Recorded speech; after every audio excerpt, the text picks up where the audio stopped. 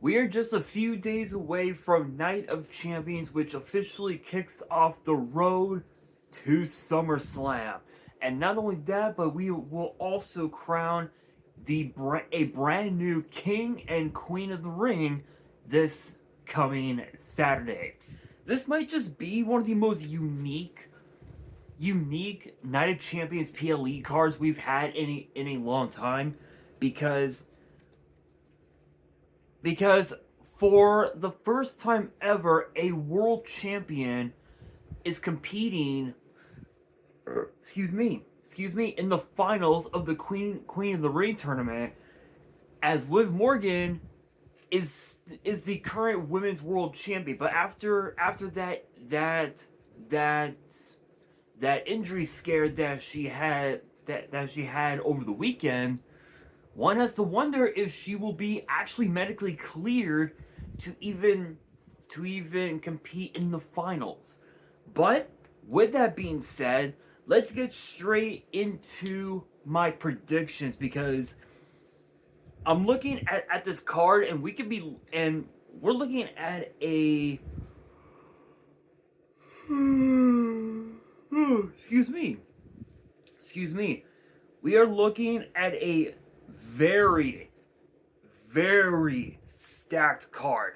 Like this truly is what I consider this to be is a complete NXT takeover because there are 1, 2, 4, 6, 7, 9, literally out of everybody that is competing this Saturday at Night of Champions, only two have never worked NXT as a full-time talent. Those men are Jay Uso and the WWE champion Cody Rhodes. Everyone else has competed in NXT full-time. So this truly is an NXT takeover.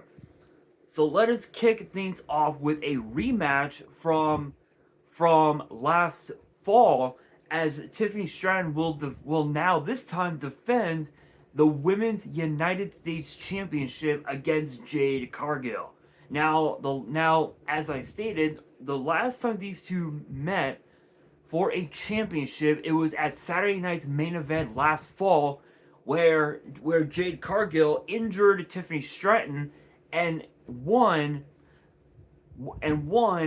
the WWE Women's title, and she would hold on to that title until WrestleMania earlier this year, where she lost to Rhea Ripley. This is crazy because we all knew that Night of Champions. We know that Night of Champions is supposed to be a night where every championship is supposed to be defended, but think about this. There are only 3 championships that are being defended. Both the men's and the women's US titles and the WWE title. That's it. That is it. And that right there is the reason why I said this was going to be a very interesting card, because of that fact. There are only 3 championships being defended, and that's it. I mean, we've got those. We've got a steel cage match, and we got the finals of the King and Queen of the Ring, which for both those matches, anything can happen. Anything can happen. But here's the thing with this matchup. Tiffany Stratton knows that Jade Cargill is going to have Michin. She's going to have BFAB in her corner. And right now, Tiffany Stratton, she's all alone. She doesn't have anybody backing her up. Obviously, yes, she does have Chelsea Green in a sense. But Tiffany Stratton has constantly told Chelsea to just leave her alone and mind her own business. And that's all she wants from Chelsea Green. But Chelsea Green has been pushing for a tag team ever since she lost her Secret Harvest earlier this year. Obviously, I am referring to the release of Alba Fire and the injury and the injury of Piper Niven, which there's been a lot of rumors regarding Piper Niven, and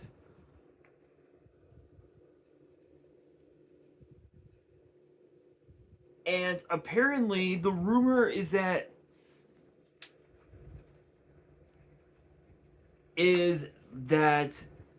the injury that she sustained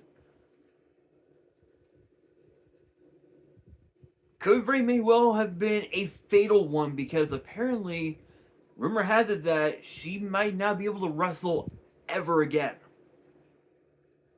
And for those who do not know, who do not remember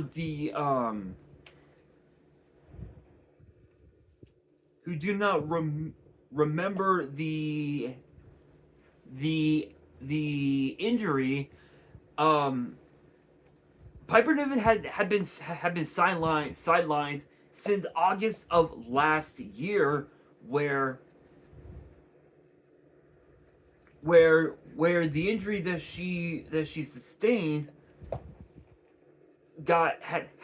had pretty much worsened during a match against Charlotte Flair on an episode of SmackDown during that month. And apparently she had to undergo neck surgery, and apparently that could very well have cost her livelihood and her career in professional wrestling. So that's the reason why Chelsea Green's been wanting to team with Tiffany Stratton, is because she's pretty much lost everything. She lost her women's U.S. title. She's lost her Secret Harvest. She's lost multiple friends to due to injuries, releases, and the only thing that she has going for her is the fact that the fans are slowly starting to get behind Chelsea Green, but there are some that know the reason why she wants to team with Tiffany Stratton, which is the women's U.S. title. And I kind of believe that, but at the same time, I feel like if there was one thing that Chelsea Green would want for her career in WWE, it would probably have to be the fact that she wants to elevate her career and prove to the world why she is one of the best to ever do it. And let's also not forget that within the last month or so, Tiffany Stratton has teamed up with Rhea Ripley and Charlotte Flair and Alexa Bliss to not only fend off against Jade Cargill and B-Fab and Michin, but also help fend off against Fatal Influence, who have been tormenting the SmackDown Women's Division for a minute now, and it seems like Jade Cargill and her crew are not taking that lightly. So with that being said, with all of that, let's not forget that Tiffany Stratton had such a lengthy reign as the WWE Women's Champion that many people did not expect her to last that long, but she did, and she proved everybody wrong. And now with her reign as Women's U.S. Champion, many people believe that it won't last long, because Saturday people believe that Jade Cargill could very well take the title off of Tiffany Stratton. And while I do believe that because of the fact that she's got Michin and B-Fab, Tiffany Stratton will always be Tiffany Stratton doing Tiffany Stratton things. So I think Saturday it's not gonna be Jade's time. I think WWE will once again run on Tiffy time, as Tiffany Stratton, in my book, will retain the women's United States title.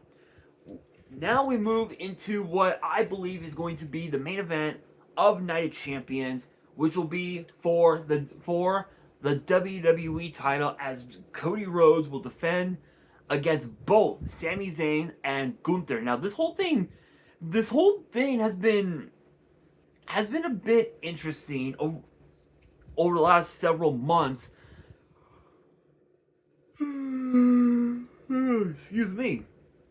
Excuse me. Actually, just this past year alone has been pretty crazy when it comes to Sami Zayn. I mean, think about this. He wins. Think about this. At Saturday night's main event in his hometown of Montreal, he wins a fatal four-way to earn the right to challenge Drew McIntyre for the WWE title at the Royal Rumble in Riyadh. He then challenges Drew for said title and did not give up, but he ultimately lost. After that, he had been trying for weeks to try to get on the WrestleMania card, and finally got that chance by defeating Carmelo Hayes for the United States title. Excuse me. This led to Sami Zayn defending the title against Trick Williams in an instant classic, and Trick Williams came out on top. At Backlash, we saw Trick Williams defeat Sami Zayn once again to retain the title, and since then, Sami Zayn has been on a I don't want to say a rampage, but he's been on this like journey, I guess, if you will, trying to blame his failures on everyone else, including Cody Rhodes and including Gunther. But in reality, he's the one to blame. He has no one to blame but himself, because he's the one that couldn't fight to become WWE champion in his hometown, in his home away from home, I guess, if you will, in Riyadh. And in my opinion, if I'm being completely honest, and I cannot believe that I'm going to say this because I'm a huge Sami Zayn fan, but I think we need to see Sami Zayn turn heel once again. But I feel like if that does happen, it could potentially become a backfire, like it's going to be with Lyra Valkyria after what happened last night on Raw. Because if you guys missed out on Raw last night, Lyra Valkyria and Bayley failed to win the women's tag team titles from Brie Bella and Paige, and Lyra Valkyria just instantly snapped and attacked Bayley, thus turning heel. The thing is that Lyra Valkyria is one of the most popular stars in the women's division on Raw, and the fans all around the world love Lyra Valkyria. I have a feeling that this could very well end up this could potentially become a backfire on WWE, and at some point, Lyra Valkyria could very well regain her status as a babyface, which could lead to Bayley turning heel. Which, to be honest, I think Bayley did a lot better as a heel than she has done as a babyface over the last couple years. But I don't know. That's a weird one. That part's weird. But from Sami Zayn, we turn to Gunther, who defeated Seth Rollins at WrestleMania at the behest of Paul Heyman, and was owed a favor, and that favor ultimately was for Gunther to go to SmackDown and challenge Cody Rhodes for the WWE title. Cody wins the match via controversy at Clash in Italy, and that led to last week on SmackDown with the rematch, and it ultimately backfired on Gunther because Sami Zayn covered Gunther's shoulders down for 3 in a fast count, no less, and Cody Rhodes is still WWE champion. But after this Saturday, Cody Rhodes might not be champion for long because again, being in Riyadh is Sammy's home away from home, and as far as Gunther goes, he's had a pretty interesting history when it comes to Riyadh. He has had a couple of really good, really impressive victories in Riyadh, but for the most part, he hasn't. But for the last, I want to say for the last year now, he really hasn't had a lot of really.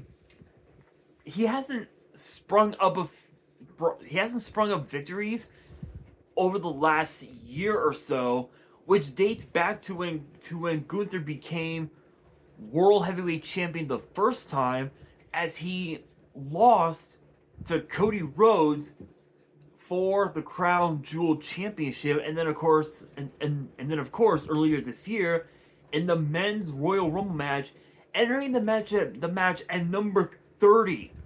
At number 30, no less, and Roman Reigns entered the match at number 15, number 16, and he lasted the rest of literally the entire field, which is insane. So you've got 3 different contrasted styles, and I think the question becomes is Sami Zayn the guy to be WWE champion? Is he WWE championship material? Is Gunther ready to regain his spot at the top of the mountain? And the answer is no. For both questions, the answer is no, and I will tell you guys why. When you look at how both nights of WrestleMania ended, Cody Rhodes retains his title against Randy Orton. Roman Reigns becoming a 7-time champion, defeating CM Punk. If both men keep their titles, we could very well get the match, the rematch that the entire world wants to see. Think about this. WrestleMania 39, Roman Reigns defeats Cody to retain the WWE title, with obviously with the help of Solo. WrestleMania 40, 1 year later, Cody Rhodes pins Roman Reigns under Bloodline rules, which was insane. Now we would have the rubber match to see who truly is the best, and we know that the respect is there. But it's still hard to determine. Excuse me. It's hard to determine if we are going to see that matchup at Crown Jewel, because if Obafemi gets his way and he wins King of the Ring, and he goes to SummerSlam and pins Roman Reigns, we could potentially see a rematch from Saturday night's main event last December between Oba and Cody, which is possible, which is very possible. But I think because that Cody had just regained the title earlier this year, back in February, it's still pretty early in Cody's 3rd reign as WWE champion. So I have no doubt in my mind that Cody Rhodes is most likely will walk out of Riyadh still WWE champion. Now, as far as the King of the Ring final, I don't know, man. I don't know. This one's gonna be a doozy because you've got two guys who have main evented some of the biggest PLEs imaginable. Jey Uso has main evented WrestleMania. He's competed inside War Games multiple times throughout his career. He's a former Intercontinental Champion. He's a 10-time tag team champion. And the guy has done it all. And Obafemi, he's main evented, and the big some of the big PLEs that NXT has to offer. From New Year's Evil to Vengeance Day to Stand and Deliver, Battlegrounds. He's won the Iron Survivor. He's a former North American champion. Both of these guys have done a lot in WWE, but it comes down to who wants it more. And low key, I think it's gonna be Obafemi. I think he wants it more because while I do want to see Jey Uso win King of the Ring, I think a lot of us really don't want to see Jey Uso going over to SmackDown to try to become WWE champion. I think right now the best booking decision will probably have to be to see Jey Uso lose, because ever since the tournament started, both of Jey Uso's victories have gotten multiple dislikes. Like think about this. Think about this for a second. I'll go to here.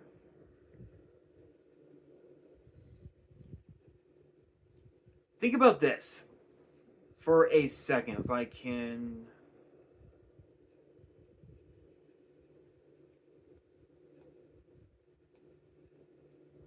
Let me see here.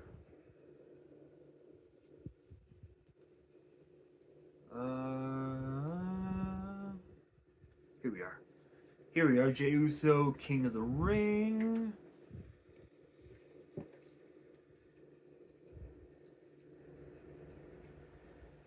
So think about this.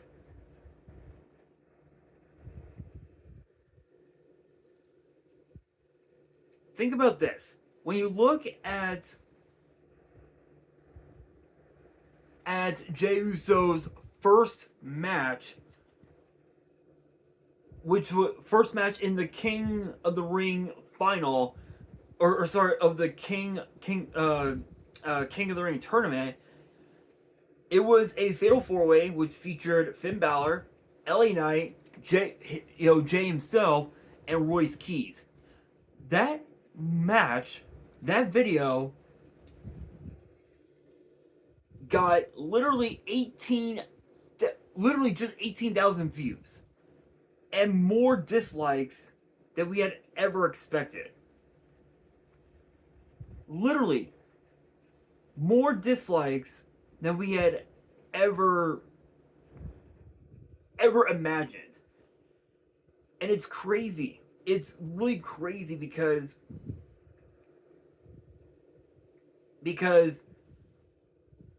when Jey Uso, I think all of that started when Jey Uso won the Royal Rumble last year and went on to WrestleMania and became world champion. That was where it all began, because the moment he eliminated John Cena, everything went to shit. It literally went downhill for Jey Uso. In fact, I might be able to pull it up on my Fire Stick here. Give me a second, you guys.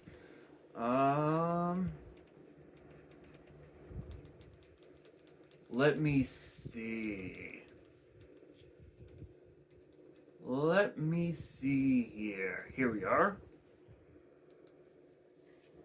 Let's see.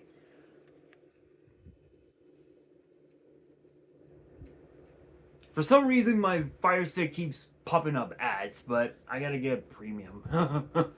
Anyway, okay. So as far as the dislikes go, I'm assuming that it got like more than like 20,000, if I'm not mistaken. Um, I'm pretty sure it got like more than like 20,000 dislikes, like 100%. So I think it's pretty safe to say that the fans don't want Jey Uso to win King of the Ring. So my money is on Obafemi. As far as the Queen of the Ring tournament, this one's interesting because Liv Morgan has been undefeated when it comes to competing in Riyadh. So the odds are definitely in her favor. Excuse me, but the fans love Io Sky. So it's like, who do you want more? It's like because like if Liv Morgan wins, she goes to SummerSlam and challenges Rhea for the WWE Women's Title, or select she could select her challenger for her title at SummerSlam. But knowing her, she's not going to, because she believes that no one is on her level, and I think there are people that are on her level, and Io Sky is definitely one of them. But if Io wins, what does she do? Does she chase after Liv Morgan again? Or does she go after her best friend and the WWE Women's Title? That right there, remains to be seen. But I think odds are we're most likely going to see Liv Morgan win, just because of the fact that she's been undefeated when it comes to competing in Riyadh.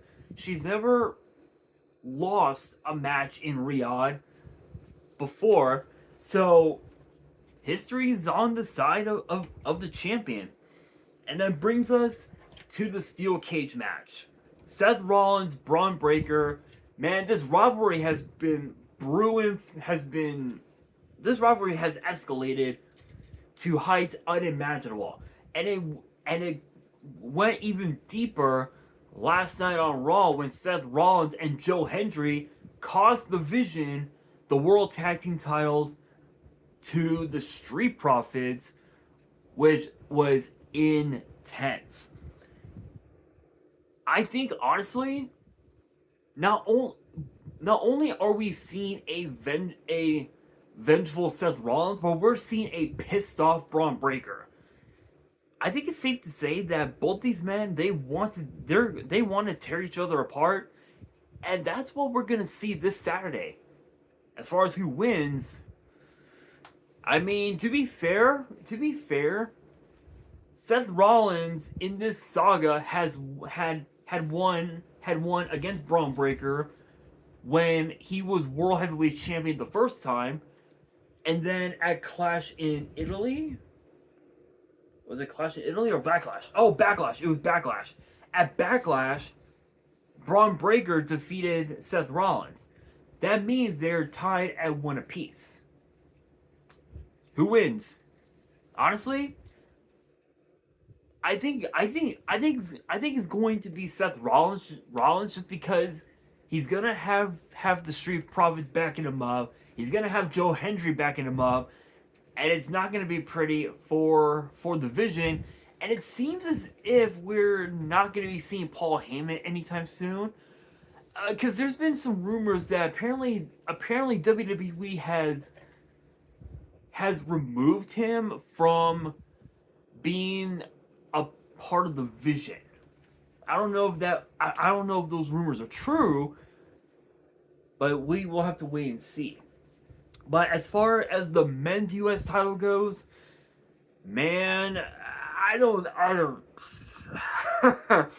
don't get me wrong. Ricky Saints has has literally everything. He's got the charisma, he's got the swagger.